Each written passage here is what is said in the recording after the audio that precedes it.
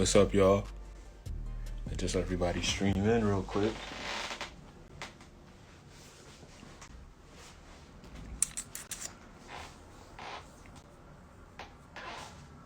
What's up, what's up, what's up?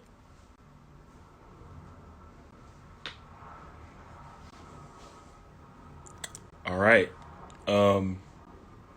Today we have Scorey. It should be cool. Should be a good time. He's on tour at NLE Choppa right now. He got a bunch of songs out.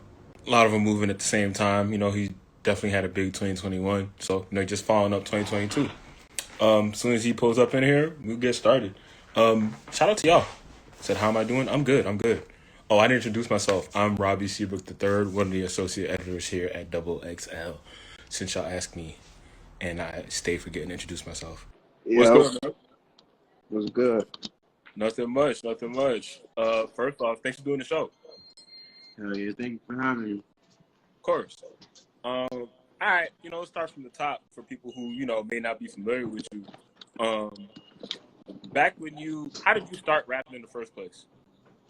How I started rapping in the first place. I always really knew I could rap, and then I just started really taking it serious back in 2019. Started getting in the studio, making real songs. Mm-hmm. 2019, yeah. When did you think? Did you think even back then, like when you first got in the studio, started really making songs? Did you think it was going somewhere? Did you think you would get to this point?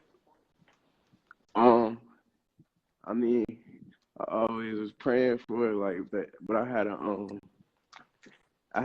real feeling that I would really make it back when I started off dropping freestyles. Like I'll drop little freestyle videos, freestyling in front of like in my hood, Mm-hmm.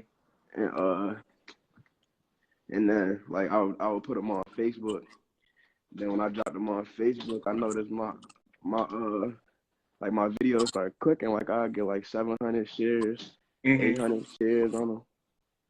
So then that's when I first knew like I really probably had some motion with this.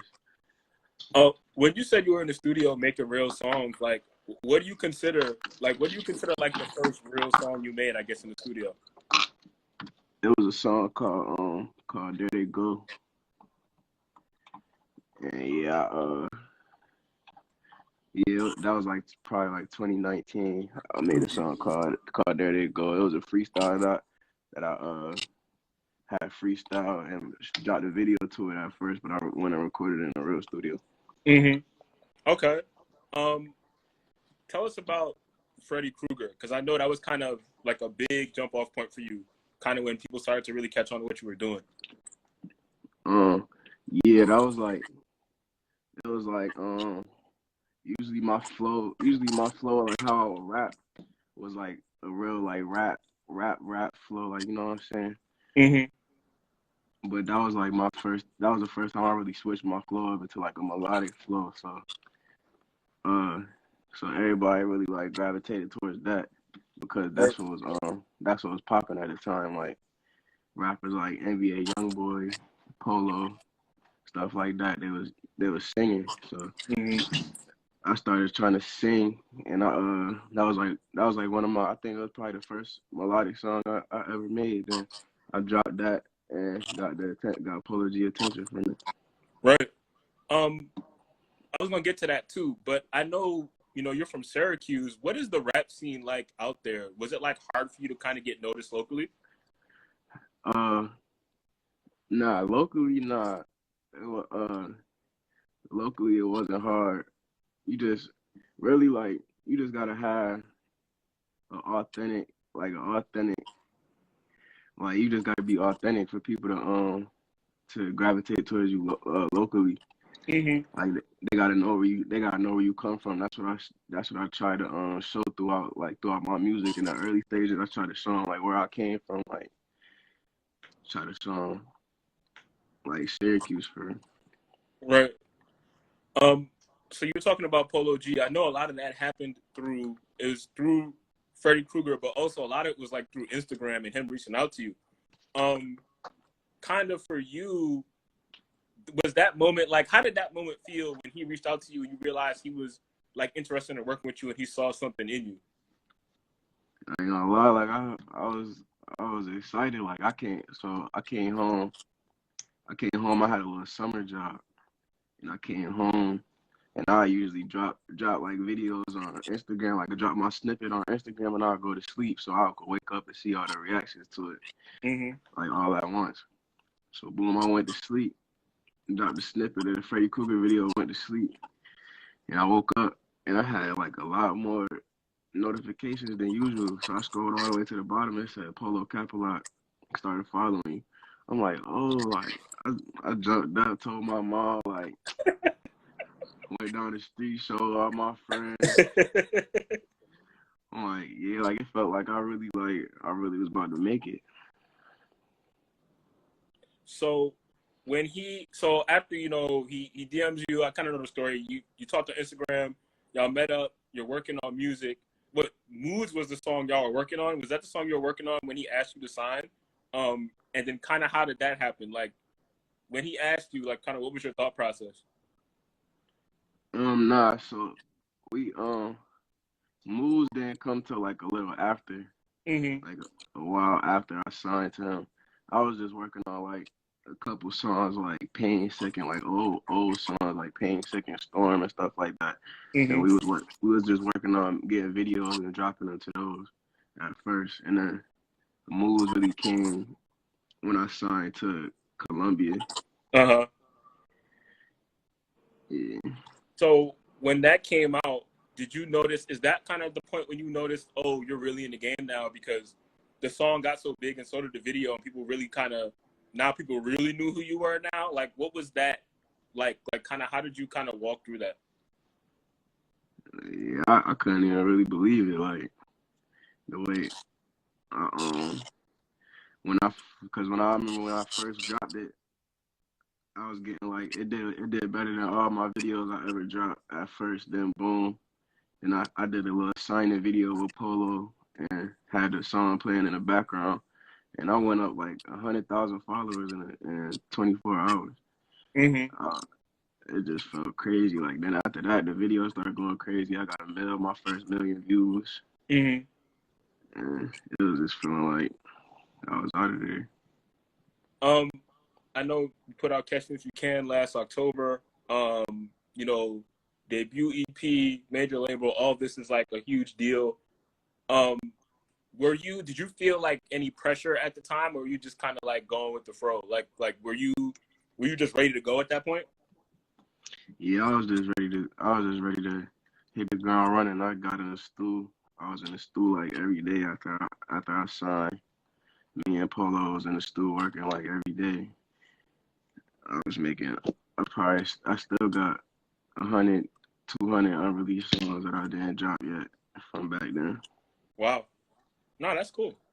You were talking about switching to the more melodic stuff from how you sounded, when you first started. Um, you've tried like other sounds out and kind of everything has kind of worked for you as time has gone along.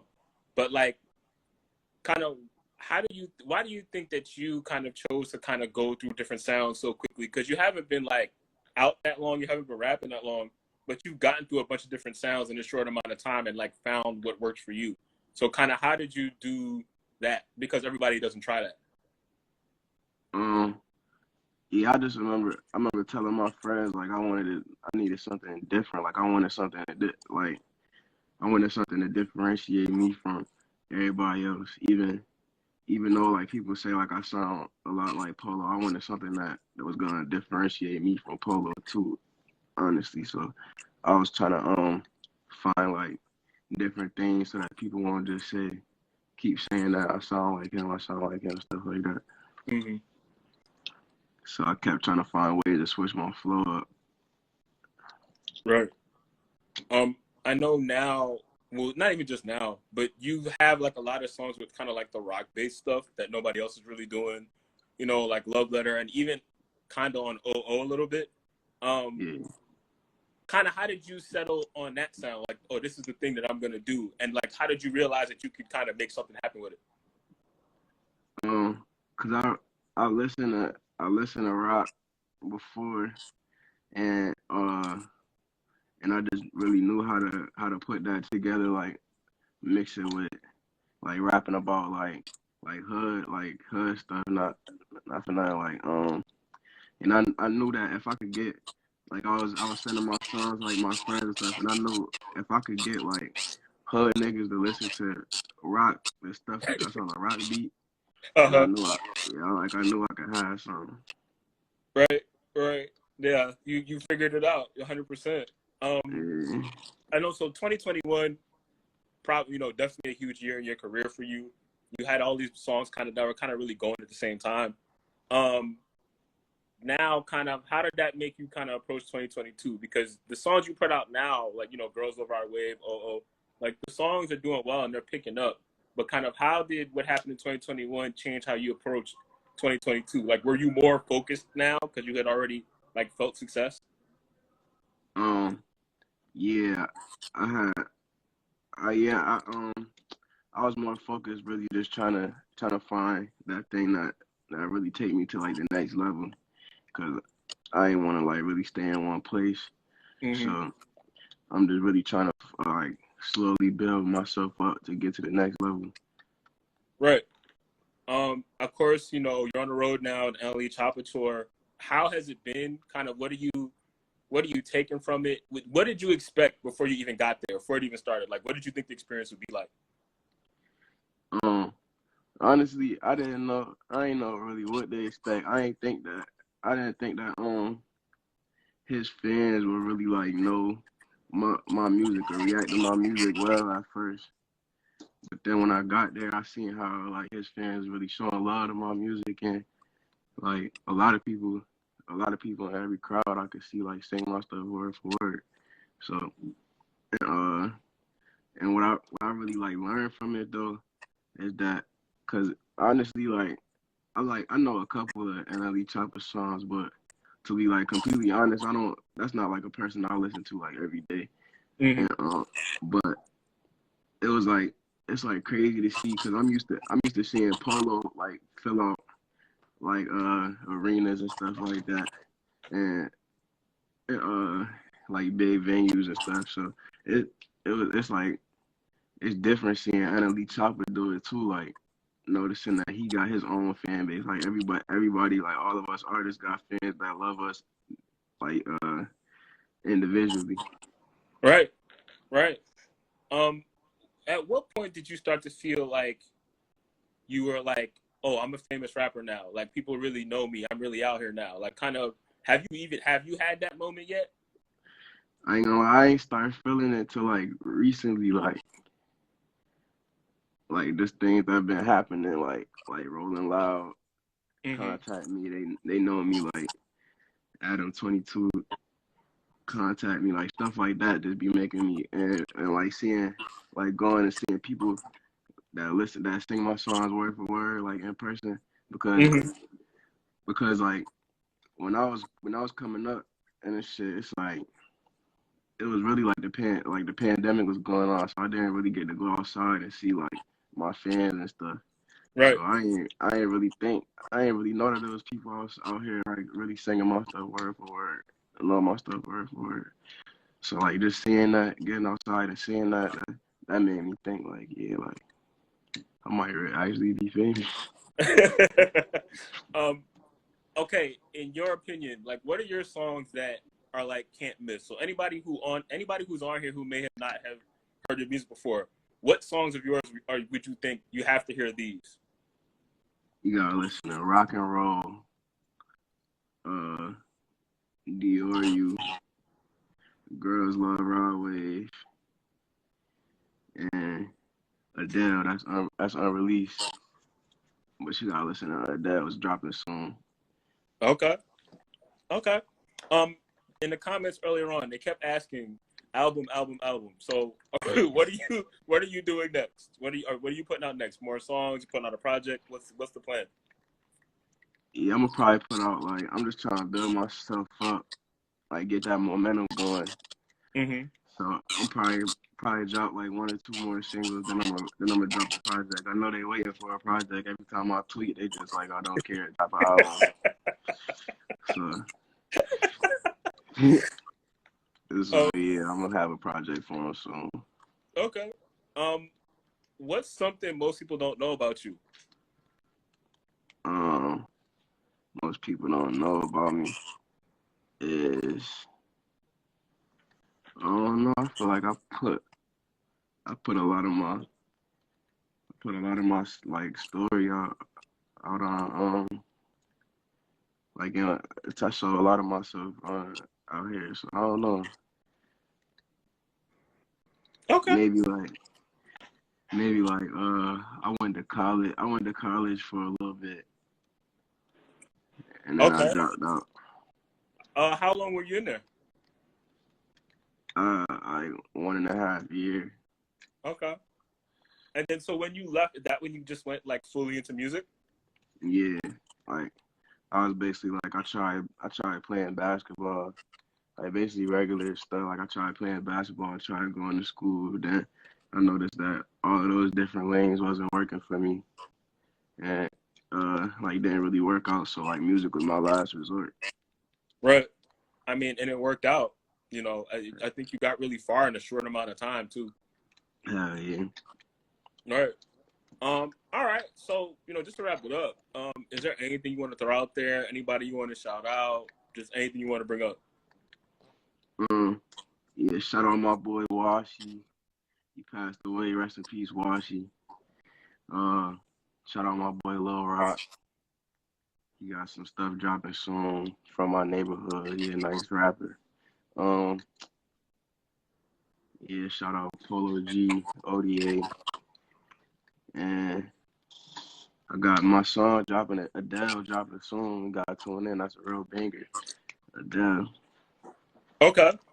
Okay. They're gonna clip that part, so they're definitely gonna wait for you. They're definitely gonna make sure they're gonna be all over you once it comes out. But for sure, man, thank you. Appreciate the time, man. All right, thank you for having me.